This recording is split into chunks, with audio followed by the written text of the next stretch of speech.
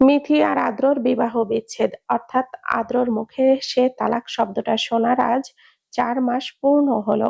মিথির উদ্দেশ্যে যে তালাকনামার নোটিশটা তার কয়েকদিন পর পাঠানো হয়েছিল, মিথি তাতে সম্মতি জানিয়েছিল নিজেই, স্বাক্ষর সমেত নিজের বিবাহ বিচ্ছেদের সপক্ষে মত দিয়েছিল। অতঃপর নোটিশ পাঠানোর মাস তিনেকের মধ্যেই যখন তাদের সমঝোতা হলো না, তখন তাদের বিবাহ বিচ্ছেদ কার্যকর হলো স্পষ্টভাবেই। আদ্র নিশ্চুপে বিছানায় শুয়ে আছে। মিথির মধ্যে একটুও কষ্টের ছাপ ছিল না, একটুও আদ্রর কাছে থেকে যাওয়ার ইচ্ছে ছিল না, একটুও না।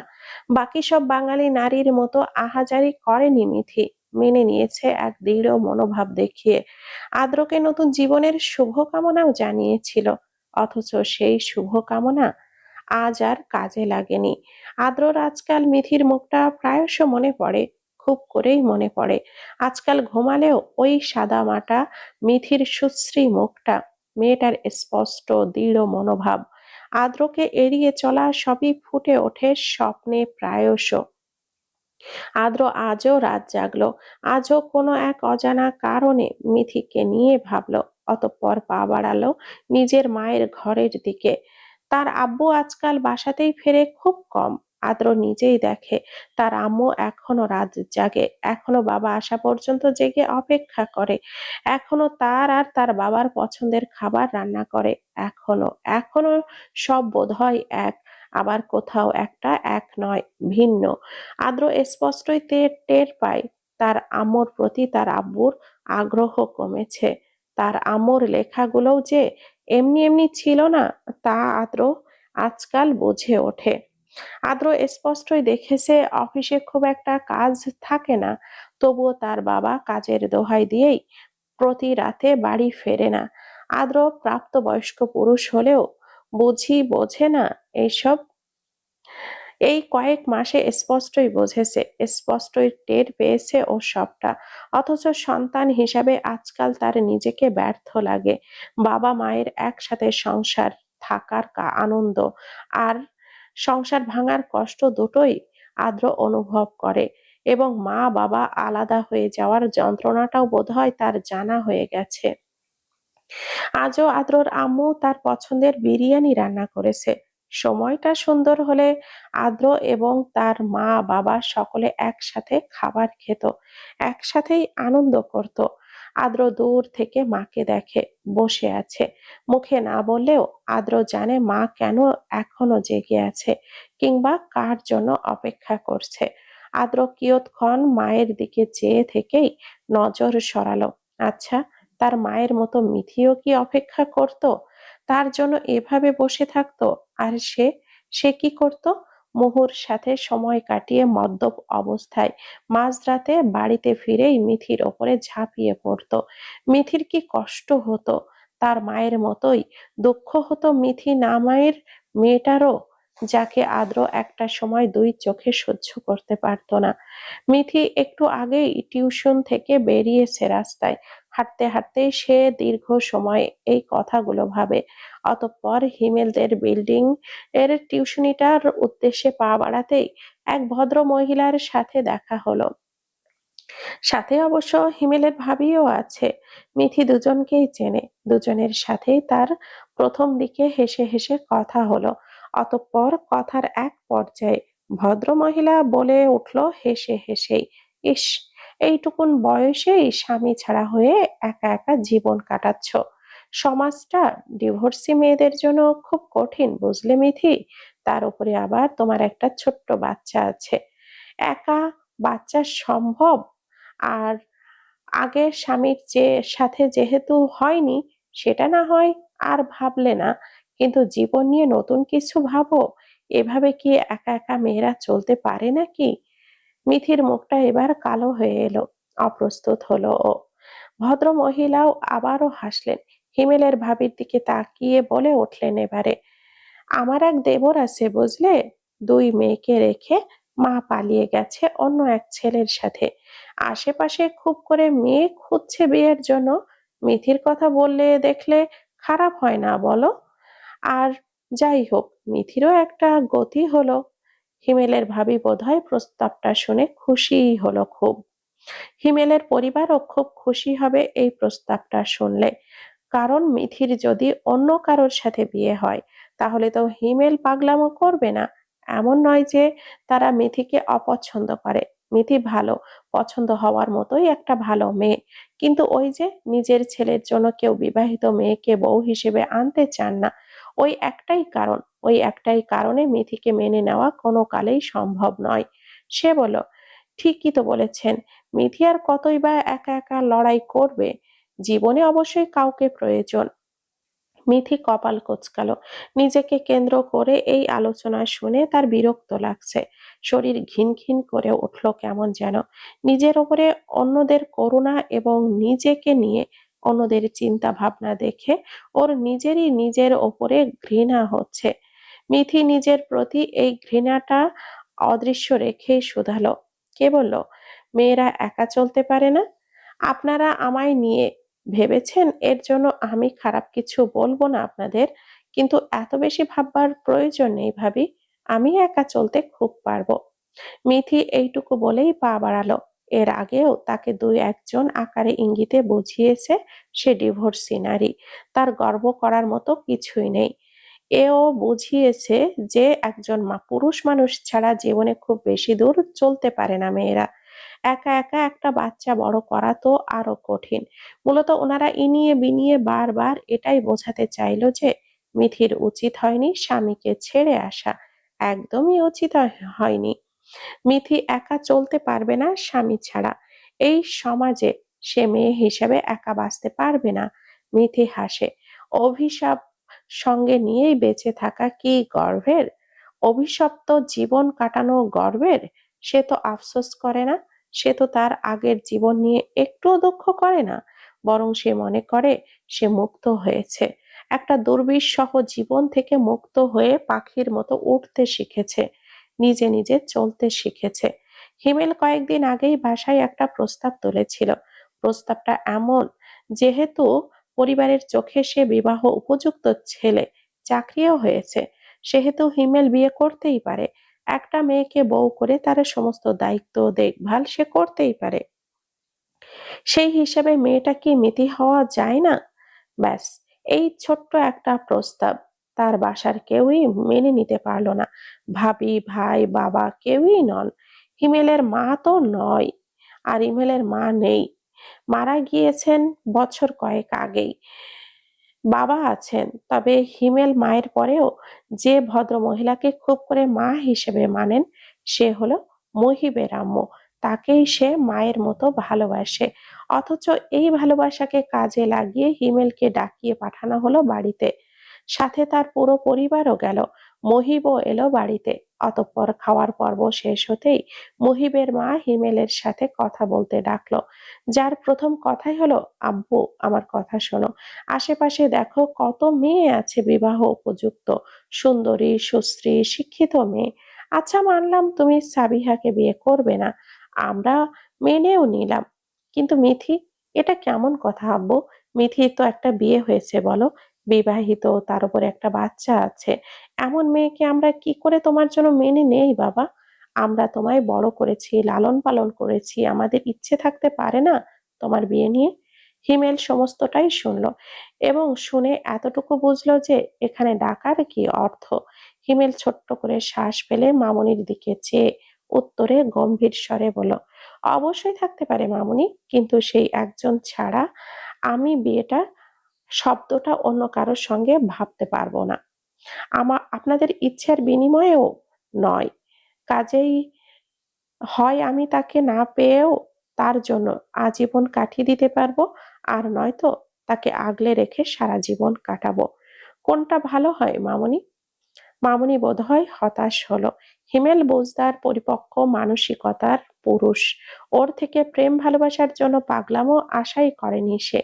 তার উপরে এইসব বিষয়ে ভেবেছিল হিমেল বুদ্ধিমত্তার পরিচয় দিবে, কিন্তু ডিভোর্সি এবং এক বাচ্চা সমেত মেয়েকে বিয়ে করার সিদ্ধান্তকে উনি কোনোভাবেই বুদ্ধিমত্তার পরিচয় বলে মেনে নিতে পারলেন না। কেবলই উনি নন, হিমেলের পুরো পরিবারই মেনে নিতে পারেননি। উনি শুধালেন, তুমি খুব বুঝদার ছেলে হিমেল, মহিবের মতো তো অন্তত ছেলে মানুষ নও তুমি। তুমি জানো না এই সমাজে তোমার কেমন দুর্নাম রটবে। একটা বিবাহিত মেয়ে বিয়ে করলে মানুষ হাসাহাসি করবে। তুমি চাইছো মানুষজন হাসাহাসি করুক এই বাড়ি নিয়ে? এটা কেমন বোকামো হিমেল। মহিব তখন পাশ দিয়েই যাচ্ছিল। মায়ের মুখে কথাগুলো স্পষ্টই শুনে বুঝে উঠল যে কোনো প্রসঙ্গে কথা হচ্ছে। মহিবের পা থামলো। আসলেই কি বোকামো! মহিবের তো এই বোকামো করার সাহসটাও হয়ে ওঠেনি। এই যে মিথির জন্য জ্বলন্ত এক আফসোস সে দিন রাত বয়ে বেড়াচ্ছে, অথচ মিথির জন্য কিচ্ছুটি প্রকাশ করেনি কোথাও, শুধুমাত্র বদনাম হওয়ার ভয়ে। সেই দিন থেকে বোধহয় মহিবের মায়ের দৃষ্টিভঙ্গি সে খুব বুদ্ধিমানের মতো কাজ করেছে। এই যে মিথির ভাবি যেবার কল করলো, মহিব তো চাইলেও খোঁজ নিতে পারতো, একটা বার ছুটে এসে খবর নিতে পারতো। নেয়নি। যদি তার চরিত্র নিয়ে প্রশ্ন তোলা হয়, শুধুমাত্র গ্রামে নিজের সম্মান হারানোর ভয় করেই মহিব একটা বার সরাসরি খোঁজ করলো। এই জায়গায় মহিব বোধহয় বড্ড ভীত, আর হিমেল সাহসী। মহিব ওভাবেই দাঁড়ালো হিমেলের উত্তর শোনার অপেক্ষায়। কিয়ৎক্ষণ পর হিমেল হেসে উত্তর করলো, যে যন্ত্রণাটা আমি সয়ে এসেছি, যে দুঃখটা আমি চুপচাপ হজম করেছি, সেই দুঃখটা তো মানুষ হজম করেনি মামুনি। যদি হজম করত, তাহলে তাদের হাসিকে আমি গুরুত্ব দিতাম, কিন্তু এখন গুরুত্ব দেওয়ার মতো সময় নেই। মহিবের মা এবং হিমেলের ভাবি এতটুকুতেই থেমে থাকলো না। এর কয়েকদিন পরেই সরাসরি আবারও দেখা করলো মিথির সাথে। মহিবের মা এই ক্ষেত্রেও মিথিকে শুধালো, মিথি, তোকে তো আমরা ছোট থেকেই বড় হতে দেখেছি রে মা। আমরা জানি তুই কেমন, কিন্তু তুই বল, হিমেল কি কোনো অংশে কম আছে? কোন দিক দিয়ে অক্ষম ও? আমরা কি করে ওর জন্য একজন ডিভোর্সি মেয়েকে মেনে নেই বল? মেনে নেওয়া যায় এটা? মিথি ক্লান্ত। ইচ্ছে করে বাসাটা চেঞ্জ করে ছুটে যাক এখানে, অথচ বাসাটা চেঞ্জ করাও এতটাও সহজ কর্ম নয়। বাড়িওয়ালা ব্যক্তিরাও এতটাও সহজ নন যে একজন একা মেয়েকে ভাড়া দিবেন বাসা। মিথি খুঁজেছে বাসা, খোঁজ যে করেনি এমন নয়। ছোট্ট শ্বাস ফেলল ও। মহিবের মায়ের কথার প্রসঙ্গে ও ঠিকই বুঝলো। উনি আবারও বলেন, ও ছেলে মানুষ, সুযোগ দিলে তো ও সুযোগ নিবেই মিথি। তুই কেন ওকে প্রশ্রয় দিচ্ছিস? কোন কারণে ওকে পিছু পিছু ঘুরিয়ে ওর মাথাটা আয়ত্ত করতে চাইছিস? মিথি এবার ভুরু কুঁচকালো। তাকে নিয়েই কেন হিমেলের পরিবার পড়ে আছে? সে তো সুযোগ দেয়নি, প্রশ্রয় দেয়নি। হিমেলও তেমন কোনো ইঙ্গিতও দেয়নি কখনো। তবু তবুও এইসব প্রশ্ন। মিথি সরাসরি উত্তর করলো, আপনার কেন মনে হচ্ছে যে আমি আপনার ছেলেকে ঘোরাচ্ছি চাচি? আমি কেন ঘোরাবো? আমি তো কোনো সুযোগ দেইনি, মোটেও না। না ঘোরালে তুই এই জায়গা থেকে চলে যাচ্ছিস না কেন? জেনে শুনে এখানে পড়ে আছিস তো, এই যে কাছাকাছি আসছিস, এতে তো ওর দুর্বলতা বাড়ছে মিথি। মিথি চোখটা ছোট ছোট করে তাকালো, এবারে উত্তরে বলল, চাচি বিশ্বাস করুন, আপনার আগেই আমি সব থেকে বেশি চাই যে বাসাটা চেঞ্জ করে ফেলি, কিন্তু ওই যে বাস্তবতা ভিন্ন। আপনাদের দুই চারজনের ন্যায় আমার জীবনটা এতটাও স্মুথ নয় যে আমি চাইবো আর সবটা হয়ে যাবে। তবে আপনারা চিন্তা করবেন না, আমি কখনোই আপনাদের ছেলের অনুভূতিকে প্রশ্রয় দিব না। আমার দিক থেকে এইটুকু সুযোগ এই বিষয়ে দিব না। এতটুকু বলেই ও পা বাড়ালো। হিমেল ভাই এর প্রতি তার রাগ হচ্ছে, অযথায় রাগ হচ্ছে। উনি ওনার পরিবারের কাছে ওকে নিয়ে কি বলেছে? কি বলেছে যে সবাই তার দিকেই আঙ্গুল তুলছে কেন? মিথি কয়েকদিন যাবতই খুব করে বাসার খোঁজ করছে। অতঃপর হিমেলের ভাবি নিজেই নিজ দায়িত্বে একটা বাসার খোঁজ করে দিল। অল্প কিছুটা দূরেই বিল্ডিংটা। হিমেলের ভাবির বাসা খোঁজ করে দেওয়ার কারণটা মিথির দেরি হলো না বুঝতে। বিকাল বেলায় সে বাসাটা যখন দেখতে গেল, সে বাড়িওয়ালার সুন্দর ব্যবহার করেই মুগ্ধ হলো। সেখানে বাড়িওয়ালার সাথে সাথে কথা বলার এক পর্যায়ে উনি পাশের এক পুরুষকে দেখিয়ে বলে উঠলেন, শোনো, তোমাকে আমার পছন্দ ভালোই হয়েছে। তোমার এক বাচ্চা আছে, তাতে আমাদের সমস্যা নেই একটুও। আমাদের শিপুরও 6 বছরের এক মেয়ে আছে। আমি আমি কিন্তু তোমার ভাই ভাবির সাথেও কথা বলেছি, মহিবের মা। ও বলল তুমি ভালো মেয়ে, নেহাতি স্বামী ভালো পড়েনি বলে। আরো কিছু কথা মহিলা বলেই গেল। মিথি বুঝতে পারলো মহিলার সাথে এই বিষয়ে কথা আজকে কালকের নয়, বরং ভালোভাবেই প্রস্তাবটা রাখা হয়েছিল কারোর তরফ থেকে। হিমেল কোনো একভাবে নিজের পরিবারের এই সস্তা চালটা বুঝেছিল। এই যে কোথাও একটা মিথির বিয়ে হয়ে গেলেই হিমেল শুধরে যাবে, এই ধারণা থেকে তারা আপ্রাণ চেষ্টা চালাচ্ছে কোথাও একটা মিথির জন্য সুযোগ্য এক পাত্র খুঁজতে। গত কয়েকদিন যাবৎ যে এই বিশ্রী খেলাটায় তারা অংশ নিয়েছে তা হিমেল বুঝেছে। তা আরো নিশ্চিত হলো যখন আজ ভাবিকে ফোনে মিথির প্রশংসা করতে শোনা গেল।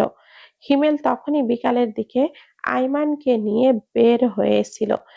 ভাবির কথাই, যে বিল্ডিং এ মিথির বাসা নেওয়া হওয়ার কথা, সেখানে দুজনে এসে থেমেই বাড়িওয়ালা যে বাসায় থাকেন ওখানেই গেল জিজ্ঞেস করে করে।